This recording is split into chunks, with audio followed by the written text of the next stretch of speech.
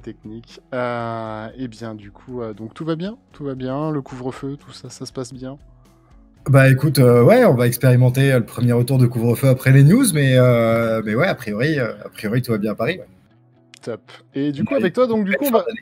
on va parler de déploiement en VR. Alors du coup, je vais te laisser bien évidemment la main, hein. C'est le principe de ce genre d'émission. C'est toi l'expert sur le domaine, c'est toi qui vas parler. Par contre, je voudrais juste qu'on s'entende. Salut Scooby-Doo et bienvenue. Je voudrais juste qu'on s'entende sur un petit peu ce que ça veut dire en fait, tout simplement le déploiement en VR. Enfin, qu'est-ce que le déploiement du coup? Bah, en gros, le déploiement, c'est vraiment la deuxième phase de vie d'un projet. C'est d'abord, on commence par faire une preuve de concept où on va poser la base de ce qu'on a envie de faire, on va développer un soft, on va l'acheter, on va sélectionner des casques, etc. Ouais. Et puis c'est ce moment où on a tout sur la table. Et on va se poser la question de maintenant comment est-ce qu'on fait pour pouvoir en déployer, je sais pas, 1500 sur 10 sites ou 25 dans une seule salle. Mais dans tous les cas, il y a des questions qui vont se poser avec de comment est-ce qu'on va organiser tout ça, que ce soit en termes de stratégie, que ce soit en termes de formation, que ce soit en termes de matériel, voilà. Et c'est vraiment toute cette dimension-là là, qu'on va regarder aujourd'hui, et on va regarder ça avec un très beau cas d'école qui est très connu dans le monde du pro, qui est Walmart. Parce que Walmart, on va en parler après, mais ils sont des chiffres assez déments en termes de déploiement.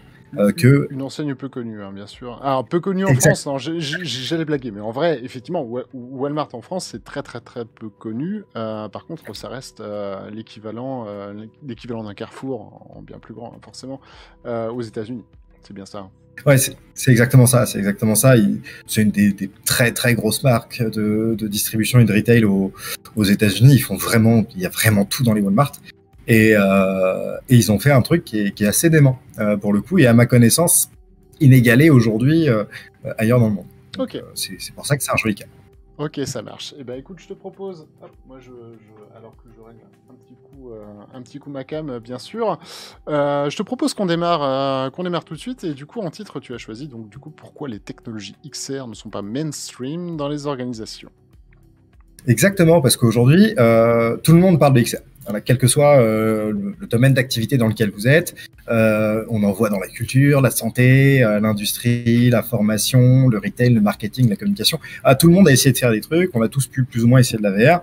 Et en même temps, c'est pas encore l'outil de travail de demain qui est complètement déployé, qui est complètement utilisé et qu'on a à côté de notre bureau, comme on peut avoir notre téléphone portable ou notre PC. Donc c'est vraiment là-dessus. Donc, et pour ça, il faut comprendre qu'il y a un espèce de paradoxe sur la VR, qui est qu'on nous parle depuis maintenant longtemps du fait que la VR va, dans 5 ans, être le nouveau marché qui explose. Mmh. Ce dont on se rend compte, c'est que déjà, la VR, c'est une technologie qui est ancienne. Hein. Début de la VR, c'est 68, c'est Sutherland, c'est l'armée, et après, c'est l'industrie. Donc, on a un historique de la VR qui est vieux, et en fait, le début, au moment où ça commence à exploser, c'est 2014.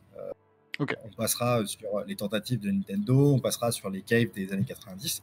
Parce que c'était des systèmes qui ont peu marché, parce qu'ils étaient très onéreux ou pas aboutis dans le cas des casques. Et surtout en fait, très 2014, spécialisé, finalement. Enfin, dans le cadre de Nintendo, c'était ouais, c'est vraiment ça. extrêmement spécialisé dans le domaine des jeux vidéo et encore certains types de jeux vidéo. Donc, oui, et effectivement. C'est exactement ça. Et puis pour les caves, c'était très industriel en fait. On était très sur quelque chose de. Alors attends, parce que là, moi j'ai un écran blanc. Faute. Attends, je reviens. Faute. Faute. Attends, c'est bon. Non, Je pense qu'on doit être de retour. Après, je suis revenu, Ouais. je suis revenu sur nos cams. Non, pour l'instant, j'ai pas les slides, j'ai l'écran blanc, malheureusement. Donc, hésite pas à... Écoute, j'essaye de le rebasculer. Normalement, ça devrait être pas mal. Je sais pas si. Dis-moi si tu le revois. En fait, dès que t'es pas en pleine slide... Non, bah c'est pas grave. Bah écoute, on peut faire effectivement avec ce qu'on voit à l'écran. C'est parfait. Hein. C'est parfait. Ok. Merci à John Prowen, hein, qui a follow la chaîne. Merci beaucoup à toi. Installe-toi. Et du coup, on laisse place à lui. Et donc, ouais, tu vois, c'est exactement ce qu'on disait. Et les caves, par exemple, c'était très spécifique et très industriel. C'était des systèmes, voilà, moi j'en ai vu encore installés en 2015. 2015, pour les plus aboutis, les plus performants, c'était dans les 800 000 euros, parce qu'il faut comprendre qu'il faut des espaces énormes. C'est 2 projecteurs par phase, 10 projecteurs, c'est un PC par projecteur. Enfin voilà, c'est l'installation qui est lourde. 800 000 euros. C'est pour ça que c'est pas. Ouais, 800 000 euros. Moi, dans mes souvenirs, c'était 1 million, mais ça devait compter la TMA et compagnie. Ou alors, il y avait des prix à. Mais ouais, non, mais c'était hors de prix, en effet. C'est pour vous donner un ordre de grandeur. Ouais, c'est ça. Mais non, en fait, c'était très très cher. Bon, par contre, ça permettait quand même de commencer à faire des trucs et assez puissants. Parce qu'on avait quand même des qualités d'image par rapport à ce qu'on avait dans les casques qui étaient importantes. Et en fait, c'est 2014 qui change. Ouais. Je te coupe juste 2 secondes, excuse-moi. On peut peut-être juste expliciter un petit peu le terme cave, parce qu'effectivement, ça nous parle à nous, parce qu'on en a déjà visité, utilisé, mais qu'est-ce qu'une cave? Et salue-moi, en fait, au passage. Un cave, pour faire simple, c'est une espèce de cube en verre dont il manque une face parce qu'on va rentrer dedans.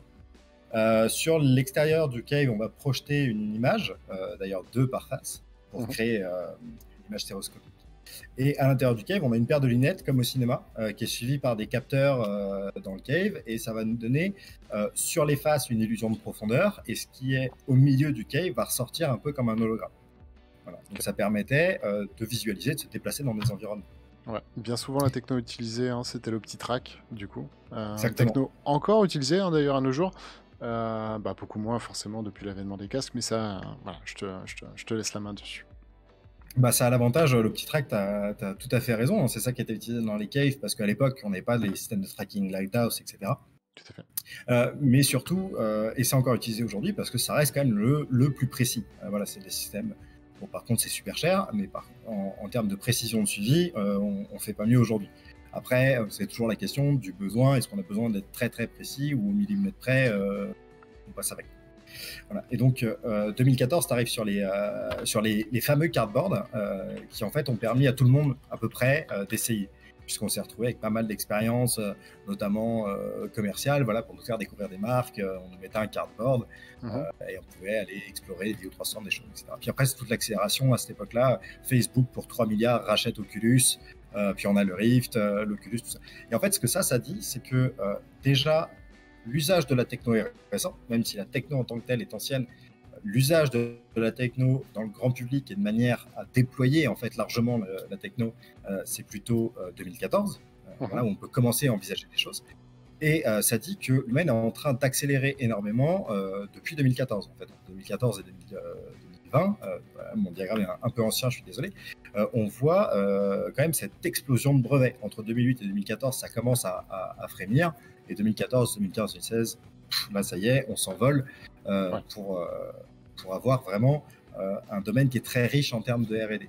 Et en fait, ça, pourquoi ? Parce qu'on a Facebook, Google, Microsoft, HTC, Valve qui sont sur le domaine et qui y croient. Apple voilà, je disais aussi tout à l'heure que Apple qui s'y met avec les lunettes. Là, on attend avec impatience les lunettes de réalité augmentée d'Apple en 21, si je dis pas de bêtises. Ça devrait. Bon, après, on va leur laisser le délai Covid habituel qu'on laisse à tout le monde. On va se dire 2022, mais oui, en effet, je rebondis juste 2 secondes effectivement sur les brevets. C'est qu'il y a énormément de personnes de l'ombre. Typiquement, là, on voit dans tes logos, on a du Amazon, on a du Huawei, on a du Wacom. Autant d'entreprises en fait qui, pour l'instant, ne sont pas des acteurs, mais travaillent énormément en tâche de fond, en mode R&D, quoi. C'est ça. C'est ça. Et en fait, notamment sur la réalité augmentée, on n'y est pas encore, mais il va y avoir une bataille qui va être démente entre Apple avec ses lunettes, et on connaît l'acceptabilité des produits Apple sur leur base de marché. Voilà, en général, ça rentre assez vite et ça se répand bien. Facebook qui va arriver avec sa force de frappe sur la réalité augmentée. Et là, ils ont commencé à travailler très fort dessus, et le Quest n'est qu'une étape dans leur stratégie globale, et ils ont une stratégie qui est assez démarquée. On nous dit, je te coupe avant de passer à la prochaine slide, John Pro qui nous dit: j'ai l'impression que la première année de la VR, ça commence finalement en 2019, et c'est pas faux en fait, et ça correspond à l'avènement d'un casque bien précis, en vrai. Exactement, c'est l'avènement du Quest en fait. C'est le moment où on a un casque qui est puissant, qui est pas cher, qui est à 400 €, je crois, l'année de sa sortie, ou 450, 150, et où ouais. on se retrouve. Ouais, c'est ça. Et 450, qui n'a pas besoin de frais supplémentaires, contrairement au Rift, où il fallait quand même un PC à minimum 1200 balles derrière pour que ça fonctionne. Mhm. Et il n'y a plus de fil. Et là, on récupère une espèce de liberté, ça devient une vraie console accessible pour tout le monde. Et c'est là où ça explose dans le grand public, en tout cas. Ouais, ouais, tout à fait. Et d'ailleurs, pour la petite blague, c'est l'année du gros coup de Walmart, où ils ont, en parallèle de ça, pu faire le déploiement dont on va parler juste après. Ok. Donc, Très bonne et transition. pour finir, exactement. Je vais sauter les freins et on y reviendra un peu après. Du coup, on va attaquer sur Walmart. En 2019, ils ont déployé 17 000 casques, 4 500 magasins. Ils ont formé 800 000 collaborateurs et ils ont déployé 45 formations. Ce qui est énorme, en fait. On ne se rend pas compte du travail démentiel qu'il y a à mettre derrière, mais on est vraiment là sur un vrai déploiement d'envergure à l'échelle du pays et qui va impacter l'intégralité des collaborateurs du groupe. On a vraiment une transformation de la méthode de formation chez Walmart avec ce déploiement. D'accord. Et qu'est-ce qu'ils en faisaient alors du coup de cette formation? Eh ben, écoute, ils faisaient pas mal de formations à destination de leurs vendeurs. En fait, là, sur les magasins, ils sont vraiment sur un système en auto-formation pour pouvoir avoir les employés qui vont se former eux-mêmes à l'utilisation de nouvelles méthodes. Ils ont par exemple une formation sur... ils ont fait des tours de picking où les gens commandent en ligne, puis ils viennent à la tour et il y a leurs produits qui y sont. Ils vont former leur personnel pour le Black Friday, parce qu'on connaît tous ces très très belles images de furie aux États-Unis où les gens se jettent sous les grilles pour s'arracher les produits. Ça, ouais. Je pense que pour les employés qui ne l'ont jamais vécu, même ceux qui l'ont vécu, ça doit quand même pas être une expérience facile à gérer. Et donc ils les forment avec la VR pour leur permettre de se mettre dans la situation avant et justement d'être à peu près à ce qui va leur tomber dessus. Ok, donc voilà. Du coup, si on globalise, du coup, c'est gestion des procédures. En gros, c'est ça, hein, qu'on peut retrouver également chez les chirurgiens. Hein, du coup, gestion des procédures, gestion du stress, et du coup, gestion de l'imprévu d'une façon générale. Ok, bon, c'est top. Okay. C'est ça. Et après, tu vois, il me semble qu'ils travaillent sur des choses un peu sur le psychosocial, tu vois, en mode formation à la discrimination, à la lutte contre la discrimination, contre le sexisme, etc., qui sont des sujets qui marchent très très bien avec la réalité virtuelle. Tout à fait. Ouais. Et donc, la question qui se pose, c'est un peu pourquoi est-ce que eux, ils ont réussi à avoir ces chiffres-là, alors qu'aucune autre entreprise, en tout cas à ma connaissance, n'a réussi à faire quelque chose de cette envergure. Et en fait, la différence entre ce déploiement et moi tous les autres que j'ai pu voir, c'est qu'ils ont une pensée de long terme. En fait, ils ont pensé global à l'échelle de leur entreprise. Ils ont pensé dans le temps. Voilà, c'était pas un projet où on achète et vite, il faut arriver à quelque chose. Ils ont vraiment pensé tout un ensemble. Il y a un partenariat qui est très structurant avec Oculus et Strire VR. Donc Oculus, producteur de casques, Strire VR, producteur d'applications. Petite boîte qui a explosé depuis ce projet, d'ailleurs. Ils ont un carnet de commandes démentiel. Ils ont fait des parcours de formation pensés VR, ce qui fait que tout de suite, on a une ingénierie pédagogique des contenus qui est faite pour la réalité virtuelle. On ne s'est pas contenté de prendre un parcours de formation classique pour le transférer en réalité virtuelle. On a vraiment pensé tout l'ensemble. Ils ont formé, alors pas vraiment les formateurs, mais plutôt les managers. Enfin, en tout cas, ils ont une stratégie de formation qui est très descendante pour créer l'adhésion de tous les étages de leur pyramide décisionnelle afin que le déploiement se passe bien. Le déploiement lent dont j'ai parlé juste avant, et voilà, et tout ça dépeint vraiment une stratégie groupe d'ensemble pour aller vers cette technologie qui doit transformer leur pratique de travail et de formation. Ok, c'est clair. Donc, sur la temporalité du projet, tiens, une petite faute de frappe sur ma slide.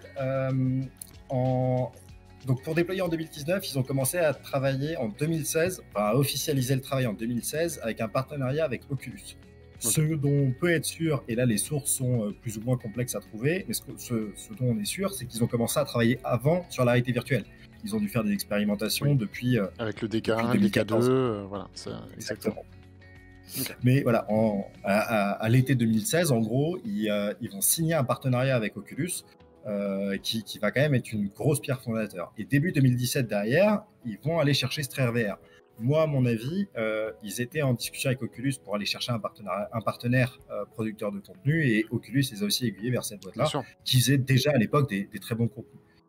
Okay. Et donc, on a ces deux partenariats-là qui vont se créer et qui vont permettre de poser une base solide de discussion pour la suite des événements.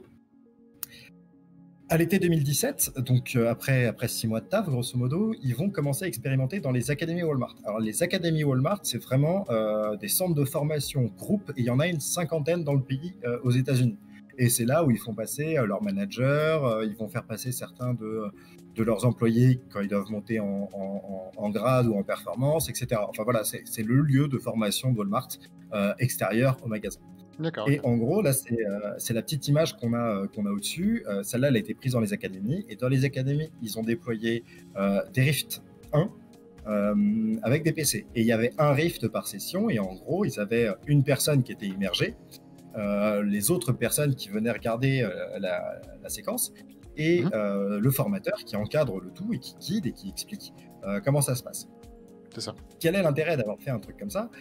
C'est que je parlais juste avant de la nécessité d'intégrer toute la pyramide de formation au processus de décision. Et ben en fait, c'est comme ça qu'ils l'ont fait. Parce que vu que dans ces académies passent tous leurs managers et jusqu'au plus haut niveau, et ben en fait, toute leur chaîne d'un coup a été sensibilisée au sujet VR. Et en fait, c'est plus un gadget qui tombe sur leur bureau. Ça devient un outil de travail qu'ils ont déjà manipulé et qu'ils ont déjà vu. Donc on sort de cette dimension expérimentation, nouveauté, au moment où ça arrive dans les magasins. Et donc en gros, fin 2017, ils l'ont déployé dans l'ensemble des académies. Donc en gros, ce qui s'est passé, c'est un premier test sur 3 académies de mémoire, et ensuite on déploie sur l'ensemble des académies. Début 2018, ils ont fait la même chose. Ils ont sélectionné une vingtaine de magasins sur l'ensemble du pays, et ils ont déployé des Go, ce coup-ci, donc ça c'est l'image du dessous, en auto-formation pour les employés. L'expérimentation va tourner pendant 6 mois jusqu'à mi-2018, et à mi-2018, ils prennent la décision du déploiement sur l'ensemble du magasin, et c'est ça. Et c'est comme ça qu'on retombe sur les chiffres du début. En fait, ils ont commencé à déployer de mémoire en octobre 2018, et les chiffres que j'ai donnés étaient de mars 2019.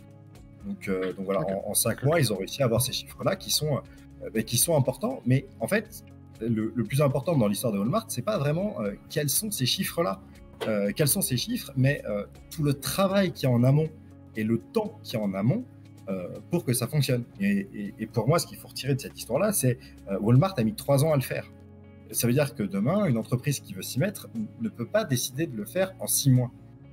Parce qu'il y a quand même des étapes de la conduite du changement qui sont à respecter. On doit créer des pilotes, on doit penser sur un déploiement qui va être global. Des choses qu'on sait très bien faire d'ailleurs dans d'autres sujets, mais que en général dans la tech ça passe un peu à côté. On a quand même déjà puis au-delà de l'aspect technique en lui-même, où effectivement comme tu le disais c'est déjà assez complexe et on sait, mais bon ça j'ai envie de dire ça, pour tous ces trucs là on a les procédures. Il y a aussi l'approbation des employés, c'est-à-dire que c'est eux qui vont devoir se faire former par les casques VR. Et il faut absolument qu'ils soient OK avec ça, parce que mine de rien, on a beau être aux États-Unis, on a beau être à Walmart, si les employés disent non, c'est un projet qui aurait été voué à l'échec. C'est pas non plus une dictature. Donc effectivement, il faut y aller petit à petit pour, comme ça, en fait, amener les gens à penser que demain, leur outil de formation pourra être un casque de VR. C'est ça, et que ce soit surtout un outil complémentaire aux choses qui se font déjà avec des formateurs. Ça peut pas... Walmart n'a pas remplacé l'intégralité de ses formations par ça. Ils ont rajouté des systèmes d'exercice, entre guillemets, ou d'évaluation, ou d'auto-formation complémentaires à ce qui se fait au reste. Oui, on ne supprime pas un métier pour en faire autre chose. C'est un complément à ce qui a déjà été fait. En tout cas, au début. Alors maintenant, Le pas renseigné fameux, récemment sur le Cameroun. le fameux on nouvelle notre travail, effectivement, non, c'est qu'en Voilà. fait le travail évolue, hein, c'est ça avec le marché, quoi. C'est exactement ça. Et moi, c'est quelque chose que je dis souvent. Si vous voulez déployer ce genre de choses, et notamment avoir l'approbation en fait des équipes et de l'ensemble de l'entreprise pour que ce déploiement se passe bien, il faut prendre le temps d'expliquer les choses aux personnes. D'une part, pour qu'elles soient OK avec la démarche, OK avec l'outil, pour qu'on soit capable en fait d'avoir quelque chose qui se passe de la manière la plus fluide possible. On aura toujours des réfractaires au changement. C'est normal, c'est la base de la conduite du changement, les gens n'ont pas envie d'évoluer. Mais si on leur apporte les choses intelligemment, si on leur montre que ça va leur faire gagner du temps, que ça va leur permettre d'apprendre différemment, mieux, de collaborer mieux, Complètement. et ben, au final, on arrive à construire quelque chose qui fonctionne. D'accord. Et donc, maintenant, on se pose un peu la question de quels vont être les freins, en fait, pourquoi est-ce que Walmart a réussi et tous les autres pas. Alors ça, c'est une diapo qui est très, très personnelle. Ça ne m'étonnerait pas que beaucoup de gens soient pas d'accord avec moi. Mais pour moi, les On va en parler. problèmes, les problèmes les plus répandus dans les entreprises quand on en vient aux technologies XR, c'est cette liste-là. Donc l'héritage des cardboards 2014, l'article là, l'entête d'article avec la jeune femme avec un cardboard et Will Virtual Reality Pass a Sickness Test, c'est un article de fin 2018. Donc quand même 4 ans après les cardboards, où on Très a récent, au final, hein. c'est ça, on a le Quest qui était annoncé, on a le Rift qui est complètement sorti, le Vive Pro, l'Oculus Go, voilà, et où les problèmes de motion sickness ont quand même été franchement réduits. Il y a toujours des personnes qui auront de la motion sickness, c'est normal, c'est personnel, mais on n'a plus cet effet qu'on avait dans les cardboards, où une personne sur deux qui ont essayé un cardboard sont sortis malades parce qu'on les a mis dans un roller coaster avec quelque chose qui n'était pas adapté pour faire un casque. Ouais. Donc bon, voilà, moi je pense que l'héritage des cardboards pose ce problème-là, parce que dans le monde du pro, moi je l'entends souvent de non mais la APR ça rend malade. Tout à fait. Oui mais non en fait. Voilà. Donc, En fait, ça dépend de son utilisation, effectivement. C'est ça. Si on est sur quelque chose en 6 degrés de liberté, donc on peut se déplacer, interagir, et qu'il n'y a pas de déplacement, mais on va travailler sur un établi, par exemple, pour monter, je sais pas moi, un assemblage X ou Y. Moi, j'en ai fait essayer plein des comme ça à des gens, j'ai jamais vu personne en sortir malade. Ah, bien sûr, non. Après, effectivement, il y a aussi un truc, enfin, il y a le cardboard, effectivement, et il y a aussi le côté, alors c'était sûrement pas le cas pour Walmart, mais il y a aussi le côté de les premières entreprises, moi, que j'ai connues, qui se sont mis à la XR, ils y allaient un petit peu de leur sauce au niveau des PC, au niveau du framerate, au niveau de... Enfin voilà, c'est-à-dire qu'il y avait non seulement les techniques, effectivement, de déploiement, et l'UX, en fait, d'un point de vue général, c'est-à-dire que c'était pas vraiment maîtrisé, c'était un petit peu la foire à la saucisse. Là-dessus, chacun faisait un petit peu ce qu'il voulait. Et puis le côté aussi, on s'inquiète pas trop de la technique, pas trop du framerate. Et c'est normal, parce que tout ça coûtait une blinde. Donc quand les entrepreneurs voyaient qu'il fallait mettre 2000 € dans un PC de gamer, alors déjà, rien que le nom PC de gamer, je pense que ça leur hérissait le poil, parce qu'il porte très mal son nom. Mais du coup, voilà, c'est ça. Il y avait aussi cette notion de framerate et autres. Et une application qui rame rend malade même les cerveaux les plus aguerris, j'ai envie de dire, hein, forcément. Ouais, on est bien d'accord. Hein. Moi, je me suis collé une motion sickness il y a pas longtemps parce que j'ai fait n'importe quoi. Voilà, on y arrive encore, hein, c'est pas la question. Mais ça évolue en tout cas, et dans le bon sens. Tout à fait. Et j'aime bien ce que tu me dis à l'instant, parce que ça me permet de rebondir sur le deuxième point. Pour moi, il y a ce sentiment qu'on est face à une technologie qui est simple et maîtrisée. Et notamment, on le voit vachement dans les salons où c'est super facile d'acheter un casque. C'est super facile d'acheter un contenu qui pourrait répondre à un besoin qu'on a. Et en gros, on se dit que c'est une techno qu'on va déployer comme les autres technos. Voilà, c'est des PC ou c'est un appareil mobile, voilà, ça se fait, alors que pas du tout.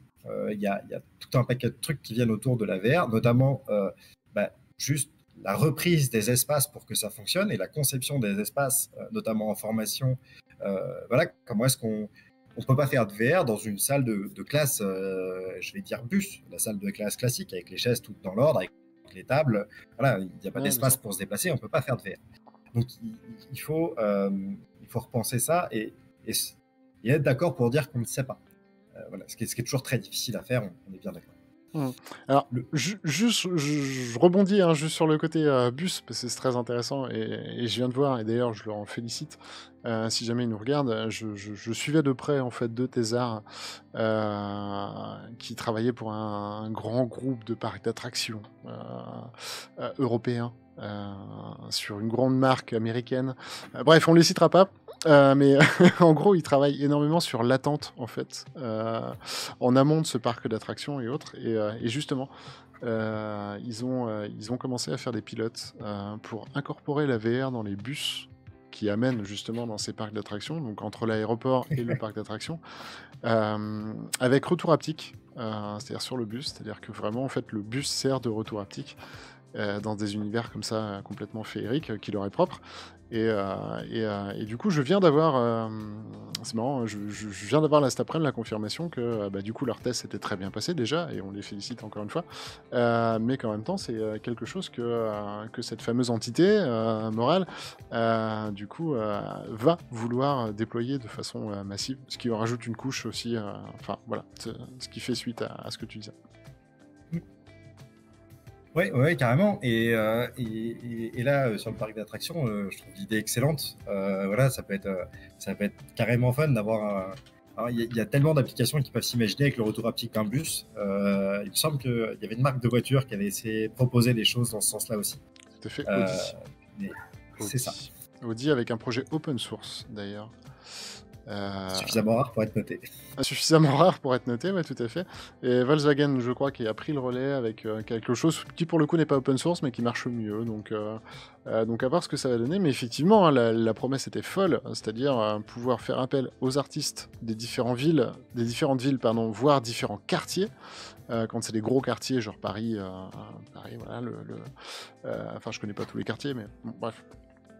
Et pouvoir soit demander à des artistes directement de les restructurer à leur sauce, soit directement d'avoir un aspect historique de ces quartiers. Et ça aussi, c'est complètement fou. Juste fou. Et ça touche aussi au déploiement, parce que là, pour le coup, on est sur le déploiement assez massif aussi. Ouais, c'est ça. Et puis, il y a aussi une manière, cette application-là, c'est ça qui est intéressant, il faut aussi concevoir des contenus qui soient déployables facilement de manière large. Il y a des choses qu'on ne peut pas déployer parce que intrinsèquement, on n'a pas pensé l'application comme étant déployable. On connaît des applications qui vont être très difficiles techniquement à mettre en œuvre. On ne peut pas faire de l'auto-formation à la Walmart avec quelque chose qui demande un technicien derrière en permanence pour que ça fonctionne. Bien sûr. On est obligé d'avoir il faut une certaine autonomie et voilà. Une formation sur la technique à part entière, effectivement. C'est ça, et même plus loin, une formation sur l'encadrement de sessions de réalité virtuelle. Comment est-ce qu'un enseignant, par exemple, si on fait de la formation en présentiel, comment est-ce qu'un enseignant fait en sorte qu'il ait, je sais pas, 10, 12, 20 gamins qui vont avoir des casques sur la tête pour faire quelque chose. Comment est-ce qu'il s'assure que les gamins sont bien en train de faire ce qu'ils ont besoin de faire? Ouais. Et comment est-ce qu'ils présentent les nouveaux exercices? Comment est-ce qu'ils les contrôlent? Voilà, toutes ces questions-là qui se posent. Il serait dommage de terminer un cours de sciences, effectivement, sur YouTube 360 notamment, pour ne citer que, voire même quelques enseignes un petit peu plus osées et érotiques. Comment dire? En effet. Donc tout ça, c'est les besoins de monitoring, finalement. Si je résume dans l'aspect... si je reviens dans l'aspect purement technique, c'est ce qu'on appelle le monitoring, du coup. C'est exactement ça. Et c'est ce que, là, moi, dans la slide, j'ai appelé le peu d'outils spécifiques pour les formateurs. On n'a pas aujourd'hui, il y en a quelques-uns qui existent, mais qui ne répondent pas forcément à tous les besoins. Des outils monitoring, par exemple, moi j'en ai vu, qui sont en ligne. C'est vachement bien, parce qu'on peut potentiellement gérer des sessions à l'autre bout du monde. Sauf que ce qu'il ne faut pas oublier, c'est que par exemple chez nous, le réseau dans les collèges et les lycées n'est pas forcément toujours top. Ce qui fait que si ton réseau ne fonctionne pas, tu ne peux pas récupérer tes retours écran. Et si tu ne récupères pas tes retours écran, tu ne peux pas faire fonctionner ta session. Ouais, moi, je l'ai fait, j'ai donné des formations dans ce cadre-là. On avait essayé, on avait 12 Oculus Go. Et on faisait une vidéo 360 et après, on changeait d'application. La vidéo 360, ça marchait parce que tout le monde était dans le bon lobby et devait juste en fait cliquer sur la bonne vidéo. Donc ça allait à peu près pour lancer. Au moment où il fallait changer d'application, on avait perdu tout le monde. Et quand on, non, mais et si on n'avait pas tant qu'on n'avait pas de monitoring, on était incapable de le faire. Et ce qui a changé vraiment notre vie, c'est d'une part le monitoring et d'autre part quand on a développé la capacité à déclencher dans les casques les applications. De dire ok, bon bah maintenant on va aller faire la vidéo 360x et puis après on ira sur l'application. Et bah, tu lances la vidéo, tu lances l'appli, et eux, ils n'ont rien à faire. Alors là, d'un coup, c'est ça, c'est qu'on n'est plus en mode les imposer effectivement d'être autonome et de connaître le produit, mais on peut prendre directement la main et être didactique en fait sur cet aspect-là. C'est exactement ça, et ça a l'autre avantage d'évacuer une partie de technique pour le formateur. Il se retrouve lui à pouvoir se concentrer sur sa partie pédagogique, sur sa séquence de cours ou sa séquence de travail X ou Y, hein, et de plus poser la question de comment est-ce que je fais marcher tout mon système pour arriver au résultat que je veux. Ouais. Mais dans la conduite du changement, c'est complètement fou. Et d'ailleurs, tu auras peut-être plus de données que moi. Moi, j'ai les données du médical en fait en tête, sur lequel, en gros, ils se réunissent tous les 10 ans pour valider ou pas les nouvelles techno. Est-ce que dans d'autres corps de métier, c'est aussi long que ça? Je pense notamment, effectivement, notamment à l'éducation, sur lequel je pense que ça va être un changement assez violent quand même pour eux. Le problème avec l'éducation, par exemple, c'est que ça passe beaucoup par les collectivités territoriales. On va avoir des départements qui vont être très moteurs. Voilà, moi j'ai vu des collèges où ils font de la robotique, de la web radio, de la programmation, ils sont intéressés par la VR, tout ça, puis d'autres ou moins. Parce qu'on n'a pas encore une volonté d'État qui nous dit maintenant on va faire des choses en VR. Ce qui ferait franchement avancer le truc. J'ai vu ça, effectivement, le côté moteur de l'éducation nationale en fonction des campagnes, hein, bien évidemment, présidentielles ou autres. Voilà. On ne citera pas de nom, bien sûr, hein, on n'est pas là pour faire de la politique, mais voilà. Il faudrait peut-être des campagnes présidentielles plus souvent, on va dire, pour que les choses évoluent. Ouais. C'est ça. Ou ouais. Je sais pas. Mais en tout cas, il va falloir une décision politique si on veut faire avancer les choses fortement dans le domaine de l'éducation nationale. Après, dans les entreprises, ça dépend des entreprises. Hein. Il y en a qui sont plus ou moins tech. Et c'est là où la conduite du changement des entreprises est importante parce que, je pense que je peux poser la main sur la table et miser. Je pense que toutes les entreprises françaises, les grosses, ont dans leur département d'innovation des casques de réalité virtuelle. J'en suis à peu près persuadé. Oui, en tout cas pas loin. Si c'est pas tous, c'est pas loin. En tout cas pas loin. Tout à fait. C'est ça. Et par contre, combien de ces entreprises ont une utilisation régulière des technologies immersives dans leur process de travail, de fabrication, de conception, de validation, etc. Et c'est là où, voilà, et c'est tout ce step-là, en fait, entre le déploiement de grande échelle et avant ça, la preuve de concept en département innovation qui fait son travail. Et c'est là où il faut qu'on arrive à trouver le tempo pour faire avancer tout le monde, en fait. Merci Austri pour le follow. Merci beaucoup. Oui, non, mais tout à fait. Il faut trouver le tempo. Mais après, il n'y a pas que la techno. Il y a aussi, moi, pour avoir comme ça essayé de déployer des applications, déployer des applications, du coup, dans des grosses boîtes de type gestion de chemin de fer, qu'on ne citera pas non plus, hein, bien sûr. Mais on a aussi l'ergonomie. Et une feature qui était extrêmement attendue comme ça pour les déploiements massifs des gens, enfin, pour les gens, c'était justement des features assez inattendues qui étaient le hand tracking. Parce que, mesdames et messieurs qui nous regardez, alors vous êtes peut-être habitués effectivement à avoir une manette dans les mains, mais il subsiste des personnes qui n'ont jamais eu de manette, que ce soit Xbox 360, PlayStation, enfin peu importe la marque, et à qui, lorsqu'on met des contrôleurs VR dans les mains, c'est-à-dire qu'en plus ils ne voient pas leurs mains, c'est une véritable catastrophe. Et donc, bon nombre en fait de mes tests du X comme ça s'étaient arrêtés là. parce que des fois, c'était compliqué pour eux d'appuyer sur un bouton. Alors s'ils nous regardent, je suis désolé, bien évidemment, je vais pas vous mentionner, mais ouais, il m'arrivait lors de ces sessions de péter un plomb parce que j'avais en face de moi une personne qui n'arrivait pas à cliquer sur un bouton A alors que j'avais posé le pouce dessus, quoi. Ah ouais, non, C'est compliqué et des fois. ce qui est dément, c'est qu'il n'y a pas de profil type. Enfin, moi, c'est ça que j'ai vu dans les déploiements que j'ai Ouais, pu tout à faire. fait. C'est il y a des personnes, on les voit arriver avec tous nos stéréotypes, tout ça, on se dit, lui, ça va être un cauchemar. C'est On ça. va devoir être avec cette personne tout le temps pour que Jean-Pierre déjà de il la faut comprendre compta. Ouais. Jean-Pierre, exactement. Et finalement, c'est Et un pro player de contracteur.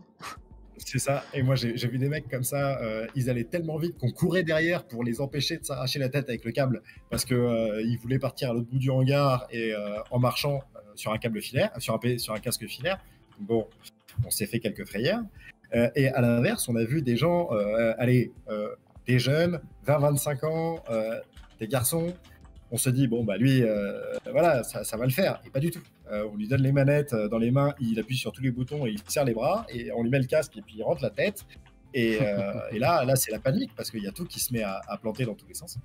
Donc, et ce fait qu'il n'y ait pas de profil type, c'est aussi un enjeu en fait du déploiement, parce que ça veut dire qu'on ne peut pas se baser sur une base solide de personnes qui iraient dans ce sens-là. Ah non, en effet. En effet. Et donc, la clé, pour moi, des déploiements, en tout cas, c'est de construire une stratégie. C'est ce qu'on a vu dans le cas Walmart, c'est que ils ont pensé long terme, puis ils ont travaillé long terme, et ils ont vraiment pensé leur stratégie de déploiement pour pouvoir infuser leur entreprise et être capable d'aller plus loin. Donc, on en revient à la culture des organisations, on en a un peu parlé, voilà, la culturation des organisations. Chez Walmart, ça s'est fait aussi avec ce premier déploiement Walmart Academy, parce que d'un coup, tout le monde dans l'organisation a pu voir un peu ces technos ou en entendre parler par un collègue qui est passé dans l'académie, etc. Donc ça commence à en parler, ça crée une émulation, une attente par rapport à ça, ce qui fait que on place les gens dans la bonne disposition pour arriver au résultat qu'on attend. Connaître l'existant et les retours d'expérience, ça c'est plus pour aujourd'hui. Évitons de réinventer le fil à couper le beurre parce que ça a probablement déjà été fait ailleurs. Donc si on connaît bien ce qui se passe sur l'écosystème, du coup restez branchés sur les meet-up ETR parce que vous allez en apprendre pas. Bah oui, tout à fait. Les émissions pro, les émissions de news et les émissions de meet-up sont là pour vous, hein, professionnels. Alors pas que, bien sûr, hein, pas que les professionnels, mais pour vous, pour que vous connaissiez le marché et que, ouais, c'est ça, et effectivement, on réinvente pas la roue, ou on ne se fait pas avoir également par un prestataire qui va vous surfacturer des prestations en nous disant non, il y a beaucoup de R&D, hein, vous savez, pour grab un objet comme ça dans Unity. Non, c'est très compliqué. Comptez au moins une équipe de 3 personnes sur 3 semaines. Enfin non, bien sûr que non. Donc voilà, ces émissions sont là aussi pour ça. C'est ça. Et allez, je finis la partie teasing, mais sur les retours d'expérience, il faut aussi aller voir ce qui se passe dans les autres domaines que le pro. Le jeu, par exemple, réinvente énormément de code du jeu en VR parce qu'il s'approprie plus le média que des professionnels. Et en fait, notamment dans le domaine de la formation, il y a des idées à prendre dans le jeu vidéo qu'on peut appliquer dans la formation.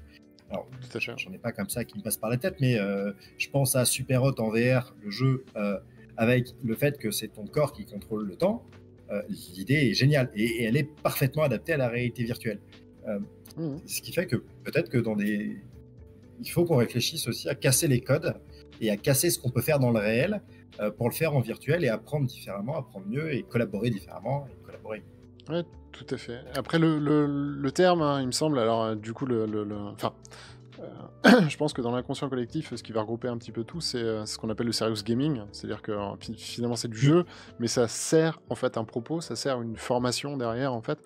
C'est-à-dire que normalement, en théorie, on va dire, encore une fois, hein, c'est le terme est un peu galvaudé, mais un industriel qui voudrait apprendre une machine met un casque de VR, il est dans une espèce de jeu, et c'est ce qu'on appelle le serious gaming. Alors, c'est des termes qui commencent à changer en tout cas, mais voilà. Si vous le connaissez sous cette appellation-là, ne soyez pas surpris, c'est bien de ça qu'on parle.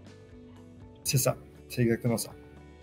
Après, choisir la bonne technologie pour chaque cas d'usage, La bonne technologie, c'est valable pour la technologie XR qu'on va utiliser, vidéo 360, réalité augmentée, réalité mixte, etc., Mhm. réalité virtuelle, mais aussi le support avec lequel on va le délivrer.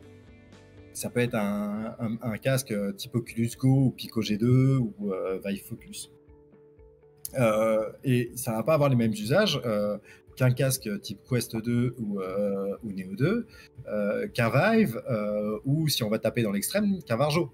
Voilà, on va pas acheter un Varjo pour faire la vidéo 360. Je l'ai encore jamais vu, mais on n'est pas à l'abri. Voilà, Ou alors, c'est une boîte qui fait beaucoup trop de bénéfices et on les encourage bien évidemment à se sub à cette chaîne, du coup, pour en lâcher un petit peu.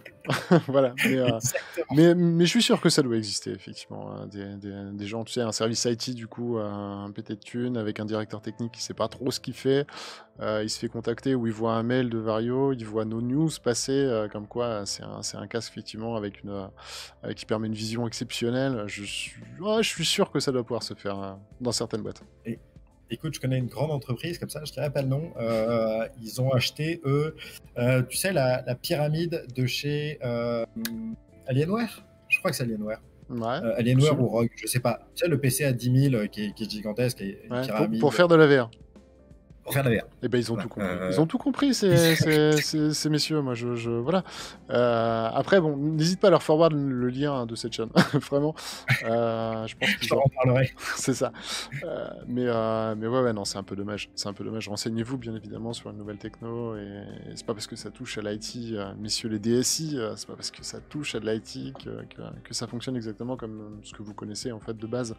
Il n'y a pas de souci, il y a des consultants pour ça. ETR en fait partie, hein, d'ailleurs. On peut se porter consultant sur certains aspects. Mais voilà, n'hésitez pas à vous immersive learning, bien évidemment. Hein, c'est notre rôle en fait. On vous apporte l'expertise qu'on en a.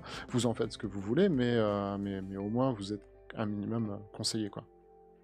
C'est exactement ça. Et c'est un peu l'idée. Hein, c'est n'y allez pas seul. Acceptez de C'est ne pas ça. savoir. Posez les bonnes questions aux bonnes personnes qui, eux, vont faire en sorte de vous accompagner au mieux. Parce que, allez, ça va faire très discours commercial. Quelqu'un Vas-y. qui va se planter sur un déploiement VR va dire que la technologie n'est pas mature. Voilà, C'est ça. ça C'est exactement pas ça. remettre en cause son déploiement. Il va dire que la technologie n'est pas mature. Et ça va mettre un frein à tout le marché pour tout le monde. C'est-à-dire que les entreprises françaises ne peuvent pas produire de contenu parce que personne ne leur achète. Du coup, le système ralentit. Du coup, on a du mal à avoir des contenus de qualité. Et on s'enlise dans une espèce de truc qui ne va pas. Alors qu'on a tout, notamment en France, hein, pour le faire. On a des gens qui produisent des casques, Lynxair.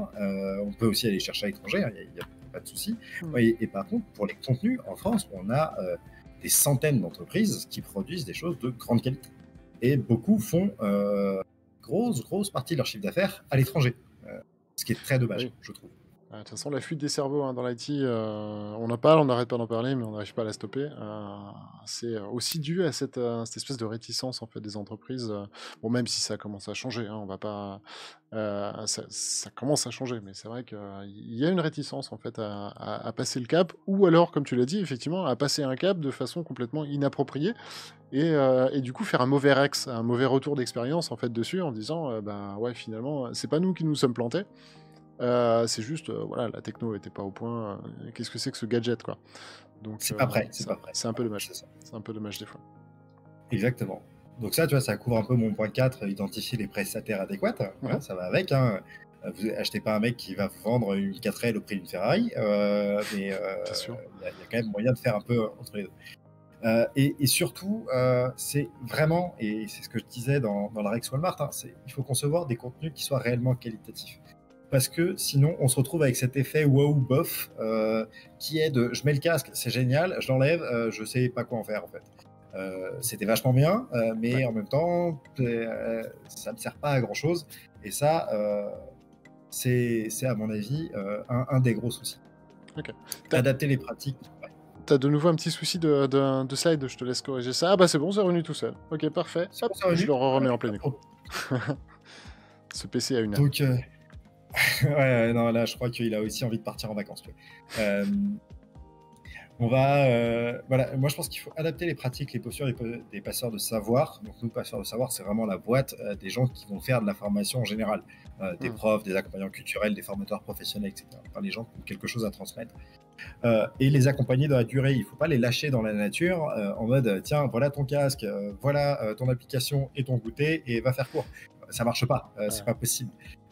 Il faut qu'ils aient un centre de ressources quelque part avec des gens qui savent, où ils peuvent poser des questions, ou un réseau de personnes auxquelles il peut s'adresser et créer de l'intelligence collective là-dessus. Repenser les lieux d'apprentissage, on en a parlé. Réussir la mise en œuvre et les déploiements et s'assurer de l'usabilité, ça c'est un peu la grande phrase, vous plantez pas surtout sur le premier. Le premier, c'est vraiment celui où il va falloir mettre le plus d'argent, le plus de temps, le plus de ressources pour que ce soit un succès. Parce que si le premier n'est pas un succès, il n'y aura jamais de deuxième.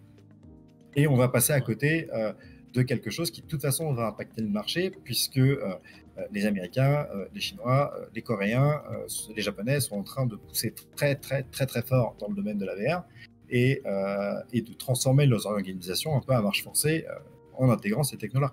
Là, sur les côtés, par exemple, on a une salle de classe en Corée avec des vrais focus. C'était il y a 2 ou 3 ans, je crois. Ouais, 2 ans peut-être. Ouais, c'est ça. Et je crois que c'est un truc comme ça. Et voilà, ils partagent une vidéo 360 en collectif comme support de cours. Aujourd'hui, en France, c'est impensable. Pourtant, c'est un vrai nouveau média qui va permettre d'enrichir énormément les cours. Imaginons un cours d'histoire où, au lieu de te parler de la Grèce antique, on t'y met. On te fait jouer à Medal of Honor. Voilà, on fait jouer à Medal of Honor pour aller refaire le débarquement en Normandie. Mais c'est bête, mais en vrai, ça marcherait super bien. Ouais, mais pourquoi pas, sur 10 minutes. Et après, tu repasses potentiellement à un cours magistral. Enfin, voilà. Mais au moins, d'une, ça t'aura fait une petite pause, ça t'aura immergé quand même dans quelque chose. Et puis, oui, non, pourquoi pas, pourquoi pas. Ou tout simplement l'aspect chimie atomique, enfin, tout ce qui est de l'ordre du microscopique, c'est-à-dire que vous allez pouvoir vous retrouver. Enfin, en VR, on va pouvoir jouer sur la démesure, en fait, les volumes. Et du coup, se retrouver à l'échelle d'une fourmi. Pour voir certaines choses, ou voire même encore à l'échelle de l'atome. Ça peut être vraiment cool. Une application que j'aime beaucoup en VR, c'est Neos VR. Alors, elle existe sur Feu Logo, donc elle doit se trouver sur le store du Quest, à mon avis. Et en fait, c'est une application toute bête. En vidéo de 360, tu commences à l'échelle fantomique, 10 moins 18 mètres, donc 0, 18, 0 et 1, 1. Et tu vas aller jusqu'à 10, 32, donc 1, 32, 0. C'est-à-dire de l'échelle de la plus petite brique de matière connue jusqu'à faire tenir l'univers visible au creux de la main. Et en fait, tu vas passer toutes les échelles en ayant à chaque fois des modèles 3D qui gravitent autour de toi, qui correspondent à la taille à laquelle tu es. Super bien pour apprendre justement ce qu'on apprend dans tous les cours de physique, c'est l'échelle de 10, tu les apprends en collège-lycée, je crois. Ouais. Ça apprend aussi l'humilité au passage, hein, ce qui qui fait que ça peut vous faire, voilà, ça pourra vous faire une licence ou un bac pluridisciplinaire. Voilà, c'est science et humilité. C'est exactement ça. Non mais voilà, et on peut, c'est le côté génial de cette technologie, c'est qu'on peut absolument tout modéliser, on peut tout imaginer, par contre il faut le faire bien. Sinon, ça marchera jamais. Tout à fait. Mesurer et garantir l'acquisition des compétences, ça c'est vraiment spécifique au module de formation, c'est ne pas concevoir la partie VR comme un gadget, c'est la concevoir comme faisant partie d'un tout projet dans la séquence, c'est ça, un vrai projet. Et du coup, ça entraîne de l'intégrer efficacement dans les structures learning et SIRH. SIRH, c'est Système d'information des ressources humaines. Et celui qui manque là dans mes deux, c'est DSI. Les DSI sont à mettre autour de la table très tôt dans un projet, parce que c'est elles qui vont, d'une part, devoir gérer les matériels, donc il faut quand même qu'ils soient un peu au courant de ce qui va se passer, et d'autre part, c'est eux qui vont devoir accompagner, pousser l'innovation, et puis c'est ça, et si on parle de systèmes en ligne, il va quand même falloir discuter un peu avec eux pour ouvrir les pare-feux, pour faire valider les applications, les infrastructures, tout ça. Il y a tout un enjeu autour de ça qui est pas évident en fait, et qui va être à voir pour que ça se passe bien. Écoute, moi j'arrive un peu au bout de ce que je voulais raconter ce soir. Ça marche. Voilà. Moi, du coup, je rebondirais bien sur deux petites histoires, deux belles histoires. Du coup, la première, c'est Bell Helicopter, que tu connais peut-être. la société Pas donc, comme de ça. création d'hélicoptères américaine, qui avant mettait 10 ans pour faire un prototype. 10 ans. Avec itérations successives, c'est-à-dire qu'on voilà, vous allez commander votre tableau de bord, il arrive à l'échelle 1 pour 1, il a coûté une blinde, il arrive, ah bah non, regardez le bouton là, il est pas bien à la bonne place, machin, bidule. On le renvoie, on en refait un et autres. Donc 10 ans, il fallait 10 ans à peu près pour construire un vrai gros prototype, quoi. Leur flagship hélicoptère. Et bien leur dernier modèle s'est fait en 6 mois. Pas mal. Grâce à la VR. C'est un gain d'argent et un gain de temps, parce qu'il n'y a rien de plus démotivant, on va dire, pour des ingénieurs, que d'y aller par Passer 10 ans sur itération la très table. longue comme ça. Voilà, c'est ça, et de passer 10 ans, ça épuise tout le monde, c'est une catastrophe. Et puis forcément, quand on passe 10 ans sur un projet, je vous cache pas que les investisseurs sont aussi vachement plus hargneux et voilà, ont tendance à vouloir rendre des comptes sur la fin du projet assez rapidement. Donc voilà, on passe de 10 ans à 6 mois, c'est juste colossal. On a énormément, on a UPS également qui forme ces conducteurs, ces livreurs en fait en VR à l'heure actuelle. Je sais plus si c'est en phase de pilote ou si c'est réellement déployé à 100%. Mais en tout cas, c'est en cours et ça fait partie des gros projets. Et je voudrais soutenir, et si vous avez encore des doutes sur la formation VR, alors ce cas ne peut pas s'appliquer à tous. Salut Itch, salut à toi. Le cas ne peut pas s'appliquer à tous, mais dans la maintenance d'éoliennes, ils avaient un gros problème. C'est-à-dire que, je ne sais pas si vous êtes déjà rentré dans une éolienne, si vous n'êtes pas déjà rentré et essayez de vous trouver une application VR, vous verrez, c'est tout petit. Vraiment tout petit, c'est à 20 mètres du sol, enfin je sais plus exactement. Enfin bref, énormément pour former les gens, des techniciens de maintenance éolienne, c'était extrêmement coûteux. C'était un formateur pour une personne, avec les soucis de sécurité, avec les... Enfin voilà, tout ce qui va avec. Maintenant, c'est un formateur pour 20 personnes, ils sont dans un casque VR, c'est effectivement, vous avez le prof qui est directement dans l'expérience et qui vous montre ce que c'est, avec une synchro, enfin les coûts sont pour le coup, là j'ai pas les chiffres des coûts, mais en tout cas, c'est vraiment clairement divisé. Je vous en supplie. Pensez à votre compte en banque, pensez à l'innovation aussi, à l'image en fait que ça donne de votre entreprise quand vous offrez ce genre d'expérience. C'est vraiment un tout et un tournant qu'il ne faut pas prendre dans 10 ans, quoi. C'est maintenant. C'est vraiment maintenant. Voilà. C'était mon C'est ça. discours un peu moralisateur commercial. Enfin voilà. Mais effectivement, c'est pas dans 10 ans qu'il faudra le faire. Parce qu'on aura perdu nos cerveaux, on n'aura pas créé d'émulsion autour de ça et ça va être catastrophique. Mais tu vois, là pour le coup, c'est tout le propos de l'asso France Immersive Learning, c'est venir discuter, faites du réseau, mettez-vous dedans, plongez-vous dedans, et vous verrez, parce qu'en plus, il y a quand même des milliards d'idées qu'on n'a même pas. Tu parlais d'éoliennes, tu vois, c'était Airbus à Saint-Nazaire, à l'époque où je travaillais chez Airbus, on avait des collègues qui exploitaient des caves à Saint-Nazaire, et ils voulaient, pour la maintenance des éoliennes en mer, vu que c'était super risqué pour la personne dedans, il faut imaginer que sur une éolienne en mer, on vient déposer le mec en hélicoptère, il s'arnache au truc, et puis après, il va faire sa manip. Donc, c'est quand même pas le truc le plus agréable du monde. Ils doivent kiffer, eux, mais en tout cas, j'espère. J'espère qu'ils adorent ce métier. Parce que... J'espère aussi. Mais en tout cas, pour sécuriser les opérations et sécuriser le bonhomme, ce qu'ils avaient imaginé, c'était de mettre un autre opérateur en VR dans un cave qui, lui, reproduit l'opération donc au sec, au chaud et sans vent. Ouais. Et c'est lui qui faisait la checklist. Tu vois, il était en contact audio avec l'autre opérateur et il lui dit, bon, on enlève le capot A, on va dévisser la vis Intel, et il tenait la procédure au fur et à mesure en la faisant avec lui. Enfin, ça, c'était une des idées et c'était une excellente idée qui s'applique dans le nucléaire, en fait, hein, aujourd'hui. Également, ouais, tout à fait. Pas en VR, mais on fait ce genre de double check comme ça dans d'autres opérations. Et, ça commence à venir dans le nucléaire. Ouais, également. Doucement, mais sûrement, ouais. Et tu parlais de ROI industriel. Quand moi j'opérais un cave, j'ai opéré un cave à l'époque, on faisait j'avais mis en place des petits fichiers de retour pour savoir combien les collègues qui venaient valider leur conception gagnaient en ROI, parce qu'à la fin, on sait que le nerf de la guerre, c'est l'argent. En un an, c'est ça. En un an, on avait économisé plus de 2 millions d'euros sur les opérations de conception.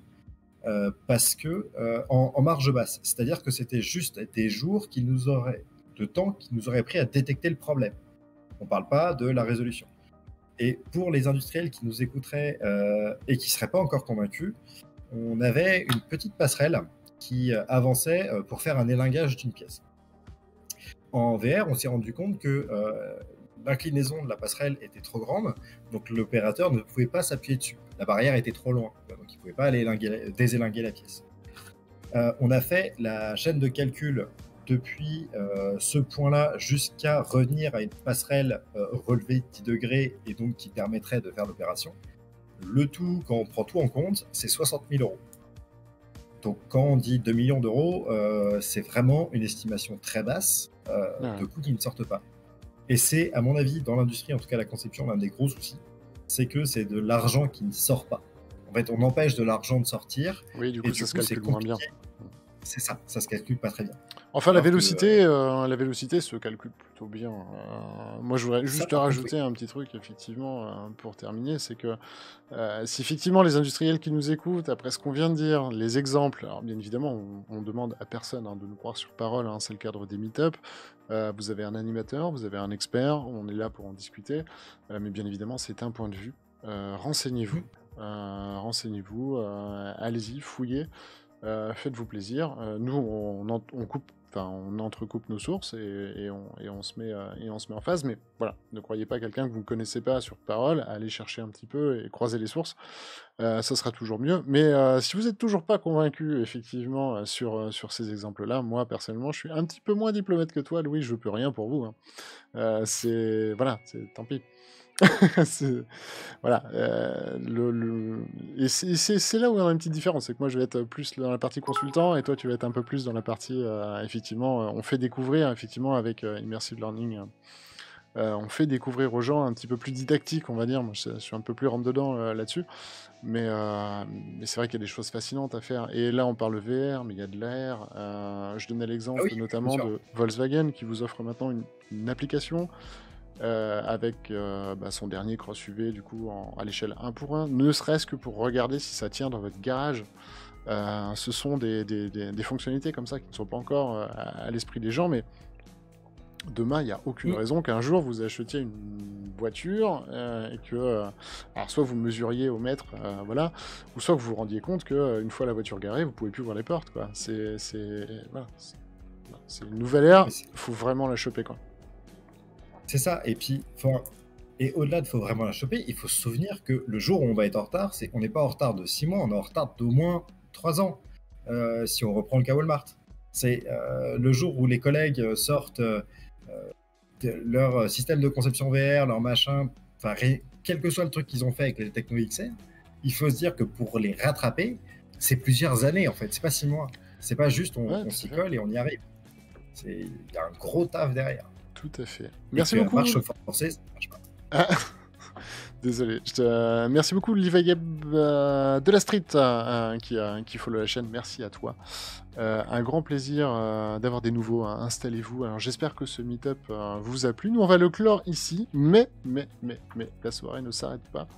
D'ailleurs Louis, on va te retrouver très très vite parce que du coup l'émission de news commence d'ici 14 minutes bien évidemment et nous serons à l'heure bien sûr comme d'habitude.